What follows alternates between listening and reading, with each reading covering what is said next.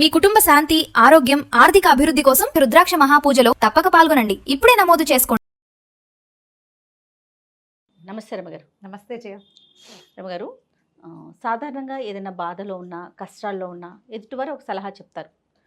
మర్చిపో, కొంచెం లైట్ తీసుకో, నిదానంగా ఉండు, 2 రోజులు పోతే అదే తగ్గిపోతుంది అని చెప్తారు. లేదు, ఏదో ఒక ఆధ్యాత్మిక అంశాలను చూస్తున్నప్పుడు కానీ టీవీలో కావచ్చు, సోషల్ మీడియాలో వారు కూడా ఒక ఎగ్జాంపుల్ కింద ఇదే, కష్టాలు మనిషికే వస్తాయి, 4 రోజులు పోయినాక తీరుతాయి, బాధలు మనిషికే ఉంటాయి, కష్టం వెనకాలే సుఖం ఉంటుంది, ఇవన్నీ వినటానికి చాలా బాగుంటాయి, విన్నప్పుడు కూడా బాగుంటాయి, కానీ ఆచరించడం చాలా కష్టమండి. ఎవరైతే కష్టాలు పడుతున్నారో, ఎవరికైతే నిజంగా బాధ ఉందో వాళ్ళకి ఇలాంటి మాటలు రిసీవ్ చేసుకుంటారు, కానీ జస్ట్ వింటారు అంతే. దాన్ని మనసుకి తీసుకొని నిజంగా ఆ సమస్య నుంచి బయటికి రాగలుగుతారా? రావాలి అంటే ఏం చేయాలి? సొలేస్ కావాలి కదా జయ, ప్రతి వాళ్ళకి ఓదార్పు కావాలి. ఏదో కష్టం చెప్పుకుంటాం, ఏ కౌన్సిలర్ దగ్గర లేకపోతే నా ఫ్రెండ్స్ దగ్గర ఓర్చుకోమని చెప్తారు. సంతోషంగా ఉండు, సంతోషంగా అంటే హ్యాపీగా ఉండటం ప్రాక్టీస్ చేయాలి.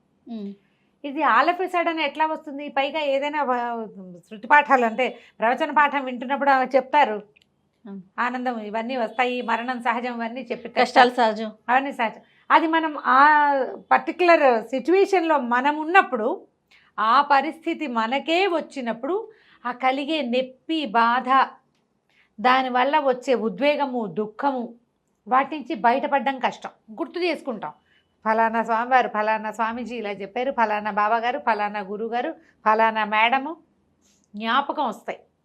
కానీ ఈ ప్రజెంట్ కండిషన్, ఇప్పుడు కనపడుతున్నటువంటి పరిస్థితి, తర్వాత దీనివల్ల రాబోయే ఇబ్బందులు, ఒకరు మరణించారు అనుకుందాం, ఇలాంటి దాంతోటే స్టార్ట్ చేద్దాం. ఇంట్లో ఒకరు మరణించారు, తండ్రి, పిల్లలు అనాథలైపోతారు, పిల్లల పెళ్ళిళ్ళు, వాళ్ళ చదువులు, వాళ్ళ పురుళ్ళు, తల్లి ఎక్కడ ఉండాలి, ఏం చెయ్యాలి, ఇవన్నీ మనని భయపెట్టేస్తాయి. అవును. దీంతోపాటు ఈ వ్యక్తి మనతోటి లేడన్న భావన పిచ్చిగా కుంగదీసేస్తుంది మనని. తండ్రి లేరు, అమ్మ పరిస్థితి ఏంటి, తమ్ముడు పరిస్థితి ఏంటి, వాడి చదువు అవలా, చెల్లాయి పెళ్ళి అవలా, లేదా అదే అవలా. ఇలాంటప్పుడు మనం ఏం చేస్తాము? భవిష్యత్తుని భయంకరంగా ఊహించుకుంటాం, ఏం చెయ్యాలో తెలియదు. ఇప్పుడు ఏ ప్రవచనకర్త వచ్చి మనకి చెప్తారమ్మా? ఎవరు చెప్తారు? అప్పుడు ఏం చెప్తారు? ఆ సమయానికి సంతోషంగా ఉండు అని చెప్తామా? చెప్పలేకపోతాం. అప్పుడు చెప్పాం, అమ్మ మనుషులు కాకపోతే మానలకు వస్తాయి, అయ్యో మహానుభావుడు వెళ్ళిపోయాడు, ఇక నువ్వు ధైర్యంగా ఉండాలమ్మా, ధైర్యంగా ఉండు, ధైర్యంగా ఉండు, ఉన్నవాళ్ళని చూసుకోవాలి, నువ్వే ఇంటికి పెద్ద పిల్లవనో పెద్ద పిల్లాడివనో చెప్తారు. ఇక్కడ ఇప్పుడు సంతోషంగా ఉండు, దుఃఖం మర్చిపో కాదు, ధైర్యంగా ఉండు, నీకు సిచ్యువేషన్ని బట్టి కదా, సందర్భాన్ని బట్టి మారిపోతుంది అంటారు. ఈ సందర్భంలో చెప్పవలసింది ఏంటి? ధైర్యం. జీవితం మేమంతా ఉన్నాం, అందరం లేమా, చుట్టాలం ఇంతమంది ఉన్నాం, నీకేం ఇబ్బంది, చేస్తావో చేయవో మాట. అప్పుడు నువ్వు తీసి ఫలానా గురుగారి ప్రవచనం తీసి దుఃఖం మానేసి సంతోషంగా ఉండటం ఎలా అని వినిపిస్తే ఫోన్ పగలగొట్టి మొహం పగలగొడతారు వాళ్ళు, అంతే దుఃఖంలో. ఈ సిచ్యువేషన్లో మనం చెప్పవలసిన మాట ఏంటి? ధైర్యంగా ఉండు. నువ్వు ధైర్యంగా ఉంటే అమ్మ, చెల్లెలు, తమ్ముడు వీళ్ళు ధైర్యంగా ఉంటారు. ఇలాంటివి జరుగుతాయి జీవితంలో. ఈ కష్టం, మీ నాన్న కూడా ఇలాంటి కష్టాలే తట్టుకుని నిలబడ్డాడు, కష్టానికి తట్టుకుని నిలబడ్డవాడే నిజమైన మనిషి. ఇలా ఏవో వాక్యాలు చెప్తాం. సంతోషంగా ఉండు అని చెప్పరు. ఇలాంటప్పుడు సంతోషంగా ఉండటం వేరే వ్యవహారం. తట్టుకుని నిలబడ్డారు, ఆ పూట ఆగింది, 2వ రోజుకి తెల్లవారింది, 2వ రోజుకి ఏవో వ్యవహారాలు కొంత మటుకు సర్దుబాటు అయింది, కొంతమంది వచ్చారు రాలేదు, డబ్బు ఇబ్బందులు ఏవో నడుస్తూ ఉంటాయి. 4 రోజుల తర్వాత, 6 రోజుల తర్వాత మొదటి రోజున్న ఉద్వేగం ఉండదు. అవును. క్రమంగా వీళ్ళు దాన్ని తట్టుకుని నిలబడడం మొదలు పెడతారు.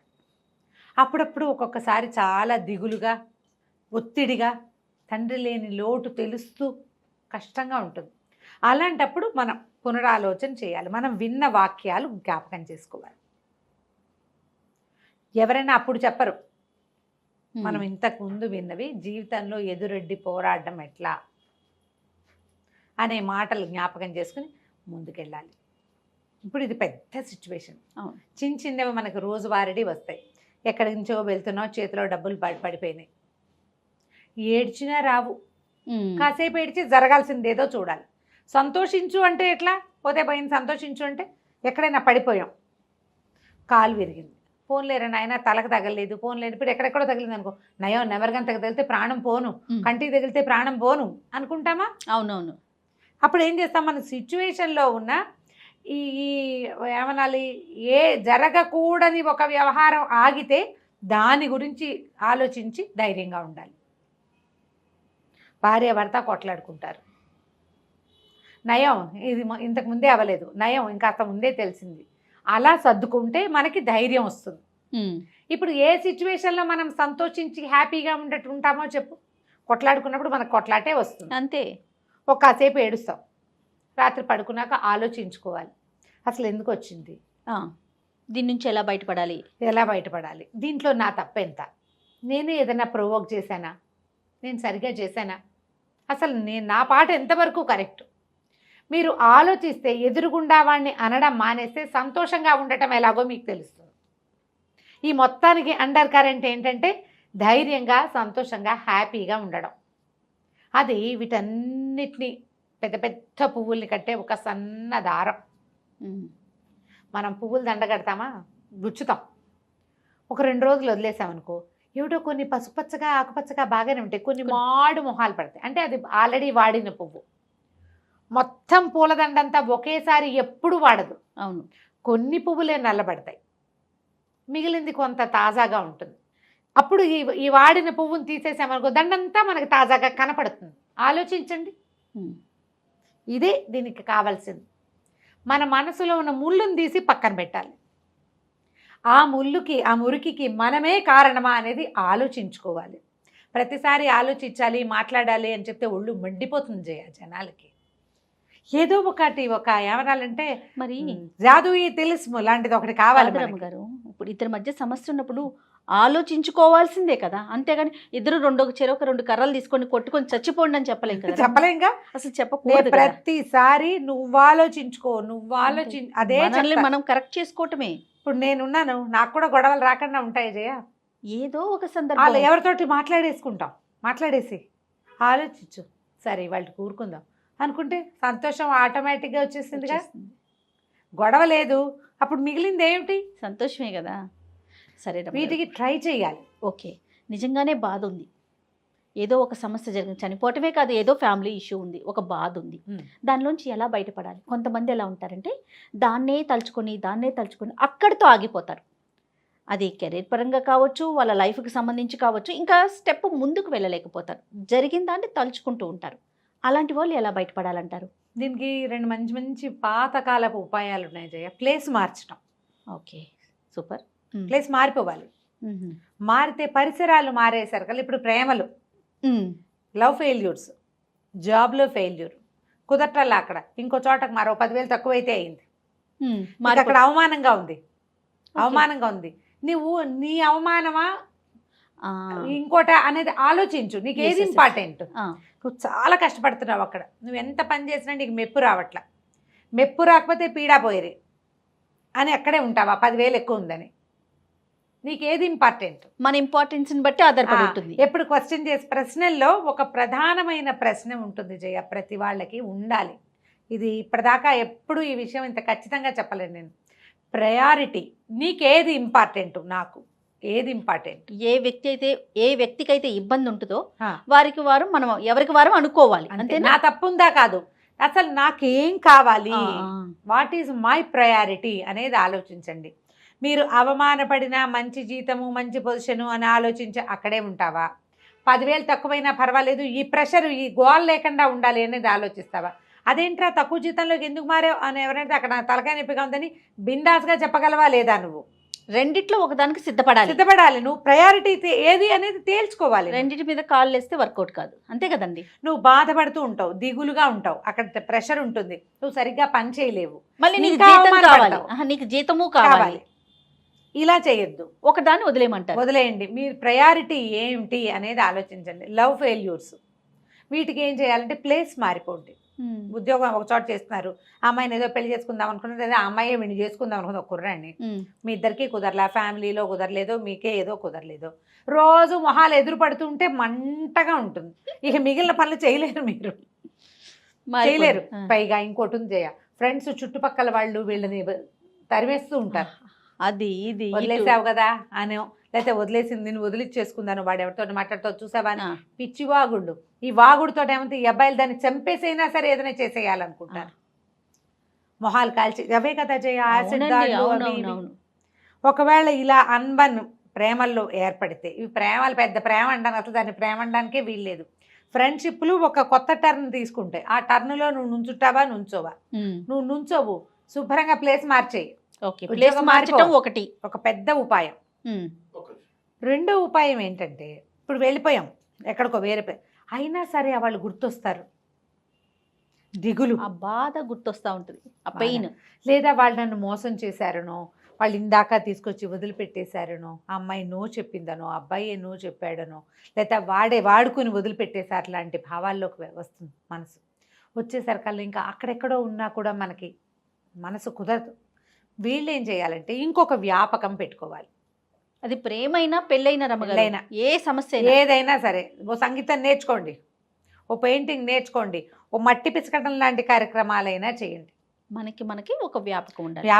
వ్యాపకం ఉండాలి. అది మనకి కొంత సంతోషాన్ని కలిగించే రకపు వ్యాపకం. దీనికి ఏంటంటే శారీరక శ్రమ గనక ఉంటే, ఆ, శరీరం అలసిపోతే సూపర్ అండి, ఈ పిచ్చి ఆలోచనలు రాకుండా ఉంటాయి, నిద్ర పట్టేస్తుంది. ప్రశాంతంగా నిద్రపడుతుంది. శుభ్రంగా ఓ జిమ్లో చేరటం, వాకింగ్కి వెళ్ళటం, యోగాకి వెళ్ళటం, ఎక్సర్సైజ్ చేయటం, చచ్చేలా నడిచేయటం, ఇంటికి అలిసిపోవాలి. వస్తే నిద్ర పట్టేస్తుంది. ఆ, అలసిపోవాలి బాగా. కొంతమంది అతిగా తింటారు, కొంతమంది తిండి మానేస్తారు. అవును. వీళ్ళిద్దరికీ కూడా ఇదే మార్గం. శరీరాన్ని అలవగొట్టే రకపు ఆటలనైనా మీ తోడుని చేసుకోండి, లేదా మనసుని ఆహ్లాదపరిచే లలిత కళలనైనా ఏదో ఎన్నుకోండి. ఒకటి. ఇది ఏదైనా చేస్తే మీరు ఇందులోంచి బయటపడతారు. సంతోషం అంటే దుఃఖం లేకపోతే సంతోషం ఉన్నట్టేనమ్మా. ఆ, దుఃఖం ఉండకూడదు. అంతే. ఈ దుఃఖం ఉండకుండా చేయాలి అంటే మొదటిది దుఃఖం పోవాలి.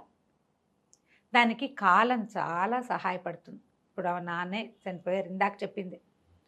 తెల్లవారేసరికి రోజు మారిపోతుంది, అంతే కదా. నెల తిరిగేసరికి నెల మారిపోతుంది. అట్లా అట్లా అట్లా చూస్తుండగానే సంవత్సరికాలు వచ్చేస్తాయి, ఉమ్, గడిచిపోతుంది. ఏది ఆగుతుంది? అవును. ఏది ఆగదు. మనలోనూ మన జీవితంలోనూ మన తాలూకు అన్ని రకాల దినచర్యల్లోనూ మార్పులు వచ్చేస్తాయి. ఆటోమేటిక్గా మారుతూ ఉంటుంది. శరీరంలో సెల్సే నెలకోసారి మారిపోతాయని చెప్తారు జీ. అవునండి, ఎవ్వరి కోసం ఏది ఆగదు. మనం ఆగిపోకూడదు. కరెక్ట్ అండి. మనం ఆగద్దు. మీరు ప్రపంచంతో పాటు వెళ్ళండి. ఉమ్, ఇప్పుడు మనం పుట్టడంలో మన తాలూకు క్రియ ఏదైనా ఉందా? మనం పెరగటంలో కూడా ఏముండదు. ఏదో కొంత వయసు వచ్చాక అప్పుడు మన ఐడియాలు, మన ఆలోచనలు, ఐడియాలజీ, నా ప్రయారిటీస్ అవన్నీ వస్తాయి. అంతకుముందు మనదేముంది? అవును. మన ప్రమేయం లేకుండా పుడతాం, పెరుగుతాం. అలాగే పోనివ్వండి జీవితాన్ని. మనం ఏ పని చేయటానికి, దేనికి ఉపయోగపడడానికి పుట్టామో మనకు తెలియదు. దానికోసం వెతకండి. అప్పుడు అలాంటి ప్రయాణం చేస్తే మనం ఎవరికైనా సహాయపడతాం. వాళ్ళు సంతోషిస్తే అది మనకి సంతోషం అవుతుంది. అంతే. చిన్ని నా బొజ్జకి శ్రీరామ రక్ష అని ఎప్పుడు నేను నా సంగతే చూసుకుంటూ నేనే అనుకుంటే ఈ నేను మీకు అంత సంతోషాన్ని ఇవ్వదు. మనం అనుకునే సంతోషం ఎస్, నేనుకి అంత ఉండదు. రైట్.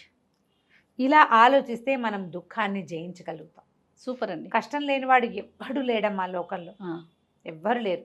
బుద్ధ భగవానుడి దగ్గరికి ఒక ఆవిడ వచ్చిందట. నా కొడుకు చనిపోయాడు, పిల్లవాడిని బతికించు, నాకు ఒక్కడే కొడుకు, లేక కలిగాడు, భర్త కూడా లేడు, పిల్లాడు లేకపోతే నేను ఎట్లా బతుకుతానంటే పాపం కళేబరాన్ని పుచ్చుకుని తల్లి అట్లా నిలబడిందట. బుద్ధుడు చెప్పాడట, అమ్మ మరణం లేని ఇంట్లో నుంచి గుప్పెడు బియ్యం తీసుకురా, నీ పిల్లాన్ని బతికిస్తానని. ఆమె ఊరంతా తిరిగి వచ్చింది. మరణం లేని ఇల్లు ఉంటుందా? నేను చెప్తున్నాను, ఫెయిల్యూర్ లేని జీవితం అంటూ ఉండదు. కోటీశ్వరులు కూడా, అవునండి, బాన్ విత్ గోల్డెన్ స్పూన్ అయినా కూడా ఎక్కడో వాడు ఒక చోట ఖచ్చితంగా కనీసం హ్యాండ్ రైటింగ్లో అయినా ఫెయిల్ అవ్వాల్సిందే. వాడు ఏదో ఒకటి, అంతే, ఏదో ఒకటి. ఎంత చెట్టుకి అంత గాలిలాగా ఫెయిల్యూర్ లేని వాళ్ళే ఉండరు. మనం దేంట్లో ఫెయిల్ అయినా మనం బతికే ఉన్నాము అంటే బతికి చూపించాలని అర్థం. ఆ బతకటాన్ని సంతోషంగా స్వీకరించాలి. భగవంతుడు ఇచ్చిన వరం ప్రాణం. ఎస్, దీన్ని తీసేయటం, పారేయటం, అదేదోటో ఎప్పుడు ఏడుస్తూ ఉండటం, ఒంటరిగా ఒక్కళ్ళే ఉండేవాళ్ళు లక్షల్లో ఉన్నారు ఇండియాలో. చుట్టుపక్కల వాళ్ళతో స్నేహం చేయండి. ఒకవేళ మీరు ఒంటరి వాళ్ళైతే నాకు ఎవ్వరు లేరని దుఃఖించద్దు, స్నేహం చేయండి. ఎక్కడికైనా అనాశరణాలయాలకు వెళ్ళండి, ఏదైనా నర్సరీలకు వెళ్ళండి, హాయిగా స్కూళ్ళకి వెళ్ళండి, స్కూల్లో పిల్లలకి ఏదైనా 4 మంచి వాక్యాలు చెప్పడానికి వెళ్తూ ఉండండి, పార్క్కి వెళ్ళండి సాయంత్రం అయ్యేసరికి. ప్రపంచంతో మీ సంబంధాన్ని పెంచుకోండి. మీరు ఎందుకు పుట్టారో మీకు అర్థమవుతుంది ఏదో ఒక పాయింట్లో. నేను ఎందుకు బతుకున్నాను అని తెలుస్తుంది. అవును అవును. ఎందుకు బతుకున్నామో ప్రశ్నించుకోవాలిగా. నేను ఎందుకు బతుకున్నాను రా దేవుడా అని ఇంట్లో కూర్చుంటే ఎట్లా? నేను చెప్పిన ఇన్ని ప్రయత్నాలు చేయండి, నేను 4 చెప్పాను. 100 విషయాలు ఉంటాయి మీరు ప్రయత్నిస్తే. కరెక్ట్ రమ్మగారు. మీ పరిధిలో మీరు ఎంత మటుకు వెళ్ళగలరో అంత మటుకు వెళ్ళండి. ఎందుకు పుట్టామో, మనం ఎందుకున్నామో, ఎందుకు హాయిగా బతకాలో చివరి వరకు అది మనకి తెలియజేస్తుంది. ప్రయత్నం చేసి చూడాలంతే. తప్పకుండా. నమస్తే. నమస్తే.